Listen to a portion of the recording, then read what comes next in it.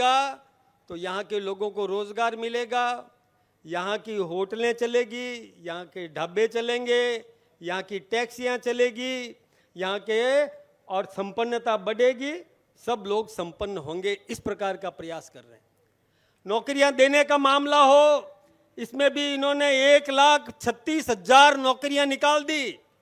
नौजवानों को नौकरियां देने का काम कर रहे हैं।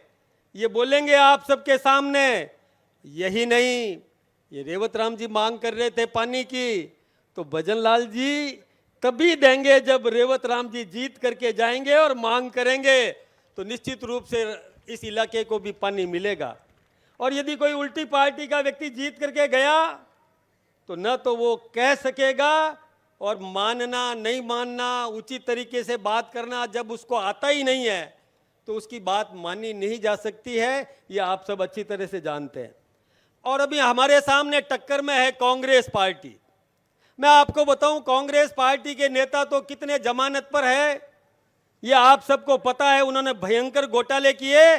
ठीक कह रहे थे रिछपाल जी मिर्दा साहब कि कांग्रेस पार्टी के लोगों ने घोटाले किए, वो गिरफ्तार हुए और जमानत पर छूट करके आए हैं और जमानत पर राजनीति कर रहे हैं। मैं कुछ नाम आपको गिनाऊंगा।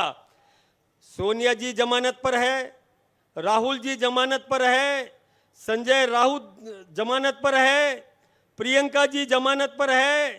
कांग्रेस के समय में वित्त मंत्री थे पी चिदम्बरम, वो भी जेल में रह करके आए, जमानत पर है। अभी मुख्यमंत्री एक हेमंत सोरेन अभी कुछ दिन पहले जेल में बंद रह के आया और वो भी जमानत पर है। एक DK शिव कुमार कर्नाटक में मंत्री था, 64 ठिकानों पर छापे मारे गए और 64 घरों में नोटों से भरे हुए कमरे मिले। ये कांग्रेस के नेताओं का चरित्र है।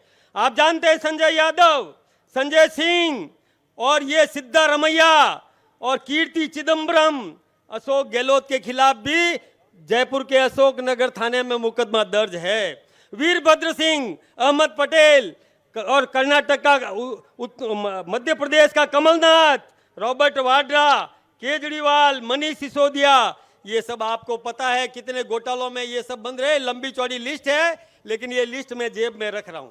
लेकिन एक तीसरा उम्मीदवार और खड़ा है भाई, और वो अभी मैंने कोई सोशल मीडिया पर देखा कि वो बड़ी चिंता कर रहा था कि मेरी पत्नी यदि नहीं जीती तो वो भाग करके पीयर चली जाएगी। अरे भाई, जब तुम्हें इतना खतरा लग रहा था तो ये रिस्क ली क्यों? ये तो आप जानते हो कि वो जीत नहीं सकती। लेकिन मेरी तो एक सलाह है हनुमान जी, आप आपकी पत्नी के हारने में ही फायदे में हो। यदि पत्नी हारेगी तो पीट जाए या कहीं भी जाए, बच्चों को तो संभालेगी। अरे बच्चों को संभालना जरूरी है कि नहीं?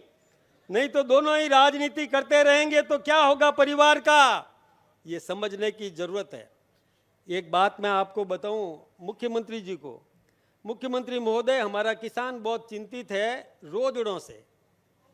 रोजड़े थोड़ी तारबंदी के लिए आप सब्सिडी तो दे रहे हो, लेकिन एक हमारे राजनीति में भी रोजड़ा है, और वो रोजड़ा कभी बीजेपी के खेत चढ़ता है, कभी कांग्रेस के खेत चढ़ लेता है। लेकिन उसकी तारबंदी आप कर देना ताकि सही तरीके से चले, सही ढंग से चले, इसकी तारबंदी आप कर देना। ये बात कह करके मेरी बात को खत्म करूंगा। आप सबका बहुत बहुत अभिनंदन, बहुत बहुत धन्यवाद। धन्यवाद माननीय अध्यक्ष जी।